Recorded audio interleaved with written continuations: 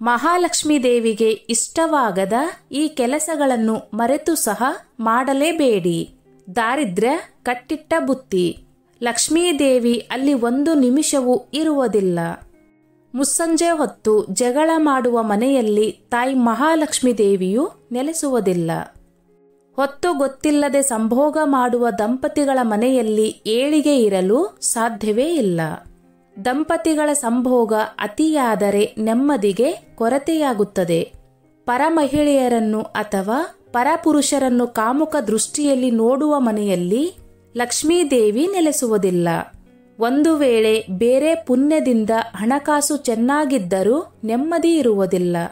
ಸಮಾಜದಲ್ಲಿ ಗೌರವ ಕಳೆದುಕೊಂಡು ಬದುಕುವ ಪರಿಸ್ಥಿತಿ ಬಂದೇ ಬರುತ್ತದೆ. ಸೂರ್ಯೋದಯ ಆದರೂ ಕಾಲು ಚಾಚಿ ಮಲಗಿದ್ದರೆ ಅಂತಹ ಮನೆಯಲ್ಲಿ ಲಕ್ಷ್ಮೀದೇವಿಯು ನೆಲೆಸುವುದಿಲ್ಲ.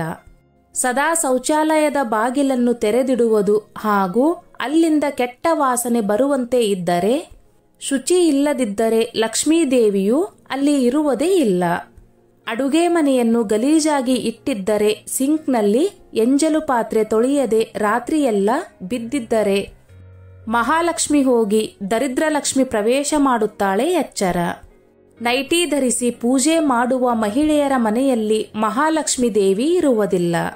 ಲಕ್ಷಣವಾಗಿ ಪೂಜೆ ಮಾಡುವಾಗ ಸೀರೆ ಉಟ್ಟು ಪೂಜೆ ಮಾಡಿದರೆ ಬಹಳ ಶ್ರೇಷ್ಠ. ಮುಸ್ಸಂಜೆ ಹೊತ್ತು ಉಪ್ಪು, ಹುಣಸೆಹಣ್ಣು, ಮೊಸರು, ಹಾಲು, ಅಕ್ಕಿ ದಾನ ಮಾಡುವ ಅಥವಾ ದಾನ ಪಡೆಯುವ ಮನೆಯಲ್ಲಿ ಲಕ್ಷ್ಮೀದೇವಿಯು ಎಂದಿಗೂ ನೆಲೆಸುವುದಿಲ್ಲ. ಹೊಸ್ತಿಲು ಪೂಜೆ, ತುಳಸಿ ಪೂಜೆ ಮಾಡದ ಹಾಗೂ ಹೊಸ್ತಿಲನ್ನು ಕಳೆಯಾಗಿ ಇಟ್ಟಿಲ್ಲದ ಮನೆಯಲ್ಲಿ ಲಕ್ಷ್ಮೀದೇವಿಯು ನೆಲೆಸುವುದಿಲ್ಲ. ಸ್ನಾನ, ಮಡಿ, ಪೂಜೆ, ಹವನ, ಸಂಸ್ಕಾರ ಇಲ್ಲದ ಮನೆಯಲ್ಲಿ ತಾಯಿ ಲಕ್ಷ್ಮೀದೇವಿಯು ನೆಲೆಸುವುದಿಲ್ಲ. ಮನೆಯ ಮುಂದೆ ಚಪ್ಪಲಿ ಬೋರಲು ಬಿದ್ದಿರುವುದು, ಅಂಗಳ ಶುಚಿ ಇಲ್ಲದಿರುವ ಮನೆಯಲ್ಲಿ ಮಹಾಲಕ್ಷ್ಮೀ ದೇವಿಯು ನೆಲೆಸುವುದಿಲ್ಲ. ಎಷ್ಟೇ ಕಷ್ಟಪಟ್ಟು ದುಡಿದರೂ ಮನೆಯ ಏಳಿಗೆ ಆಗುತ್ತಿಲ್ಲ, ಅಭಿವೃದ್ಧಿ ಆಗುತ್ತಿಲ್ಲ ಎಂದು ಚಿಂತೆ ಮಾಡುತ್ತಿದ್ದೀರಾ? ಈ ಸಣ್ಣ ಸಣ್ಣ ವಿಷಯಗಳನ್ನು ತಿಳಿದುಕೊಳ್ಳಿ ಮತ್ತು ಅದನ್ನು ಪಾಲಿಸಿ. ಲಕ್ಷ್ಮೀದೇವಿಯು ನಿಮ್ಮ ಮನೆ ಬಿಟ್ಟು ಎಲ್ಲೂ ಹೋಗುವುದಿಲ್ಲ. ಎಷ್ಟು ಬೇಕು ಅಷ್ಟೇ ಆಹಾರವನ್ನು ಸೇವಿಸಿ. ಅದನ್ನ ಬಿಟ್ಟು ಸಿಕ್ಕಾಪಟ್ಟೆ ಆಹಾರವನ್ನು ತೆಗೆದುಕೊಂಡು ಬಂದು ಬೇಕಾಬಿಟ್ಟಿಯಾಗಿ ಎಸೆಯಬೇಡಿ. ಯಾಕೆಂದರೆ ಅನ್ನಪೂರ್ಣೆಯನ್ನು ಅವಮಾನಿಸಿದರೆ ತಾಯಿ ಲಕ್ಷ್ಮೀದೇವಿಯು ಅಲ್ಲಿ ಇರೋದಕ್ಕೆ ಇಷ್ಟಪಡುವುದಿಲ್ಲ. ಧಾರ್ಮಿಕ ನಂಬಿಕೆಗಳ ಪ್ರಕಾರ ಆಹಾರವನ್ನು ಬ್ರಾಹ್ಮಣದ ಒಂದು ವಿಧ ಎಂದು ಪರಿಗಣಿಸಲಾಗಿದೆ. ಹೀಗಾಗಿ ಅನ್ನಪೂರ್ಣೆಗೆ ಅಪಮಾನ ಮಾಡಲೇಬೇಡಿ.